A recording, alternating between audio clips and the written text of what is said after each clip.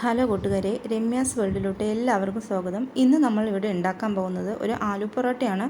ആലു പൊറോട്ടയ്ക്ക് ആവശ്യമായി നമുക്ക് ആദ്യം തന്നെ ഒരു മസാലക്കൂട്ട് റെഡിയാക്കാം. മസാലക്കൂട്ട് റെഡിയാക്കുന്നതിനായി ഒരു പാൻ ഗ്യാസിലോട്ട് വെച്ച് അതിലോട്ട് സ്വല്പം എണ്ണ ഒഴിച്ച് എണ്ണ ചൂടാകുമ്പോൾ അല്പം കടുകിട്ട് കടുകെല്ലാം പൊട്ടി വരുമ്പോൾ നമുക്ക് ഒരു ചെറിയ സവാള, 2 പച്ചമുളക്, അല്പം വെളുത്തുള്ളി ഇതെല്ലാം ചെറിയ ചെറിയ കഷ്ണങ്ങളായി അരിഞ്ഞ് നമുക്ക് അതിലോട്ടിട്ട് ഒന്ന് വതക്കിയെടുക്കാം. എല്ലാം നല്ലോണം വതങ്ങിയതിന് ശേഷം അതിലോട്ട് സ്വല്പം മഞ്ഞൾപ്പൊടി ഇടുക. മഞ്ഞൾപ്പൊടി എല്ലാം ഇട്ടതിന് ശേഷം നമുക്ക് ഇവിടെ 2 ഉരുളക്കിഴങ്ങാണ് ഞാനിവിടെ വേവിച്ച് വെച്ചിരിക്കുന്നത്. വേവിച്ച ഉരുളക്കിഴങ്ങെല്ലാം കൈകൊണ്ട് നല്ലോണം പൊടിച്ചെടുക്കുക. തരികളൊന്നും ഇല്ലാതെ വേണം പൊടിച്ചെടുക്കാൻ. അതെല്ലാം പൊടിച്ചെടുത്ത് നമുക്ക് ആ സവാള വഴറ്റിയതിലോട്ട് ഇടുക. അതിനോടൊപ്പം തന്നെ സ്വല്പം ഉപ്പും ചേർക്കുക.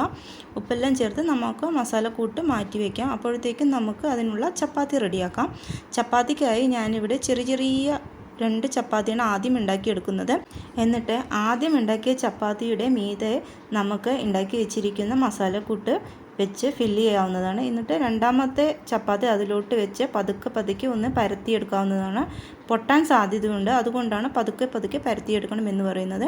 എന്നിട്ട് നമുക്ക് ഗ്യാസിലോട്ട് ചപ്പാത്തി കല്ല് വെച്ച് അത് ചൂടാവുമ്പോൾ ഈ പരത്തി വെച്ച ചപ്പാത്തിയെല്ലാം അതിലോട്ട് ചുട്ടെടുക്കാം. സ്വല്പം എണ്ണയെല്ലാം 2 വശങ്ങളിലും തേച്ചിട്ട് വേണം എടുക്കാം. അപ്പോഴത്തേക്കും നമുക്ക് രണ്ടാമത്തെ ചപ്പാത്തി റെഡിയാക്കാം.